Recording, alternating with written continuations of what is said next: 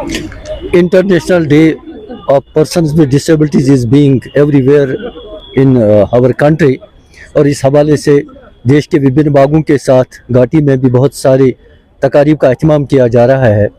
और इस हवाले से हमारे साथ बात करने के लिए आज मौजूद हैं commissioner for persons with disability mister Iqbal loan साहब। इकबाल साहब, आपका खैर मकदम है KNS में।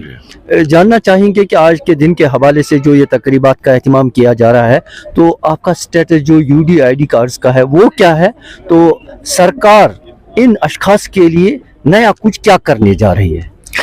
शुक्रिया आपका। पहले तो ये कि आपने पहले ही बात UDID की। अगर आप देखोगे ये पैन इंडिया प्रोग्राम है जो डिसेबिलिटी सर्टिफिकेट्स जो मिलते थे, इजरा होते थे, उनको यूनिफॉर्मिटी बनाने के लिए और उससे पता चले कि बेसलाइन हमारे क्षेत्र में, हमारे स्टेट या UT में कितने लोग हैं जो जिस्मानी तौर नाकेज हैं, यानी जिसे हम पर्सन विद डिसेबिलिटीज कहते हैं। तो उसके माध्यम से अगर आप देखोगे 1-2 साल पहले 30-40 हज़ार लोगों ने UDID के लिए अप्लाई किया था। आज 2 लाख के करीब लोग जो है पिछले 1-1.5 साल में 2 लाख के करीब हमारे पास रजिस्टर है UDID में। सो हम पहले टॉप 7 में, आज सुबह मैं देख रहा था, हमने 101% पार किया है और 7वें नंबर पे है पूरे कंट्री में J&K UT। ये रही बात UDID की। UDID अब सर्टिफिकेशन मैंडेटरी हुआ है, चाहे वो सोशल सिक्योरिटी हो या कोई भी स्कीम अवेल करने के लिए, इसलिए उसमें काफ़ी सारा प्रोग्रेस हो रहा है। तो ये तो एक है। दूसरा, आप कह रहे हैं कि क्या क्या चीज़ें आज के डे के माध्यम से 2 इम्पॉर्टेंट चीज़ें। एक तो ये देखेंगे आप कि रिजर्वेशन है, RPWD एक्ट अब इम्प्लीमेंट पूरा हो रहा है J&K में, रोल आउट हुआ है पिछले 1-2 सालों से। इसमें हमने जो मोटराइज्ड ट्राईसाइकिल है वो एक स्कीम है जो इस साल हमने सैचुरेट की।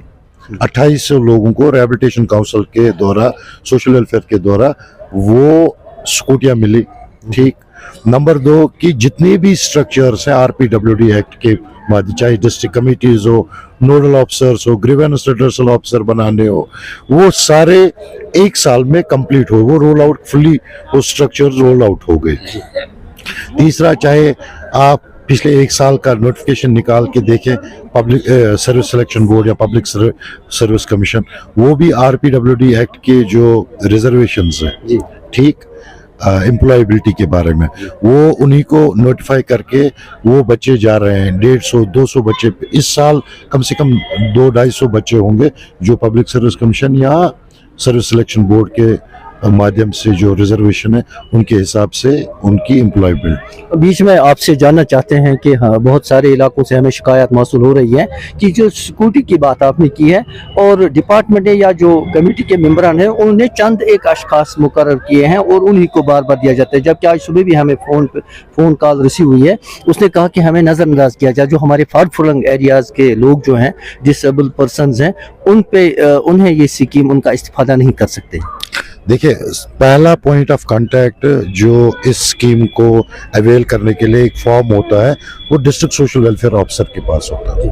और मुझे नहीं लगता कोई भी district social welfare officer across J&K भी आती है। मेरे पास कम से कम 100-150 शिकायतें आई। मैंने वो सारी शिकायतें वापस भेजी डिस्ट्रिक्ट ऑफिसर्स और डायरेक्टर रिहैबिलिटेशन काउंसिल को। उन लोगों को भी मिली शिकायतों के लिए। मेरा दफ्तर जो इसका वजूद ही है मेरे दफ्तर का कि कोई भी शिकायत हो डिसेबल पर्सन को, चाहे वो एजुकेशन के बारे में, सोशल सिक्योरिटी के बारे में, किसी और चीज़ के बारे में, वो आए रजिस्टर करे। सेक्शन 3 में RPWD एक्ट में उस कानूनी तौर हम उसको 40 दिन में इजाला करेंगे, मगर वो शिकायत हमारे पास तो आए। मेरे पास भी ये स्कूटियों की शिकायत है, लेकिन जो भी वो फॉरवर्ड केसेस हो उन सबको स्कूटी मिले। हाँ, अब ये है कि आप 100% full proof district social welfare officer के पास जाएं, उनको एप्लीकेशन दे, वो फॉर्म भरे, अगर वो एलिजिबल होंगे उनको मिल जाएगी, कोई डिस्क्रिमिनेशन नहीं है। वहाँ अगर उनको लगा कोई प्रॉब्लम है, वो मेरे दफ्तर आए। दोनों जगह पर मेरे ऑफिस हैं, श्रीनगर में ओल्ड सेक्रेटरीट में, जम्मू में गांधीनगर में। नहीं, पर्सनली आप इस पे काम करते हैं तो आपको नहीं लगता है कि डिस्ट्रिक्ट सोशल वेलफेयर ऑफिसर्स हो उनको अकाउंटेबल बनाने के लिए इकदाम किए जाए? उनको अगर आप इस स्कूटी की बात करेंगे वो नहीं, अकाउंटेबल बहुत सारी स्कीम है, चाहे हियरिंग एड हो या कुछ भी हो। नहीं, देखिए सोशल वेलफेयर ऑफिसर जो है वो नोडल ऑफिसर है डिस्ट्रिक्ट में, फर्स्ट पॉइंट ऑफ कांटेक्ट है। और मुझे नहीं लगता है बाय एंड लार्ज आज की डेट में कोई स्कोप है किसी चीज को फर्ज करने के लिए। आपके पास डिसेबिलिटी सर्टिफिकेट है, वो विजिबल है, 6 जगहों पे आप उनको वेरीफाई करा सकते हो।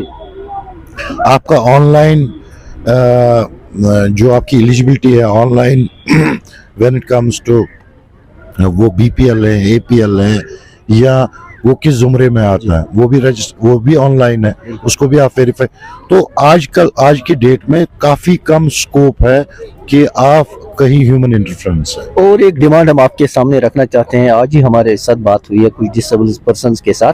जब वो कॉलेज जाते हैं, बहुत सारे लोग जो पढ़ते भी हैं या दफातर में कई दफातर में जाना पड़ता है उनको, तो मुश्किलात का सामना करना, खासकर बैंक्स में उनके लिए ये जो रैंप वगैरह है वो सुविधाएं उपलब्ध नहीं कराई। देखो ये ओवरऑल चैलेंज है अक्रॉस द कंट्री एक्सेसिबिलिटी को लेके। एक स्कीम थी एक्सेसिबल इंडिया कैंपेन, अगर आप देखेंगे 2 जगहों पे जम्मू और श्रीनगर में कम से कम 100 बिल्डिंग्स को रेट्रोफिटिंग हुई है, उसको पैसा दिया हमारे डिपार्टमेंट ने सिब्डा के माध्यम से।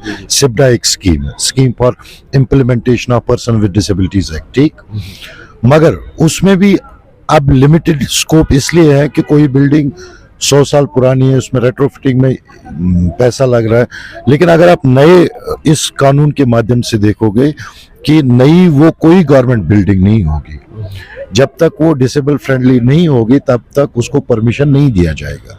जहां पे भी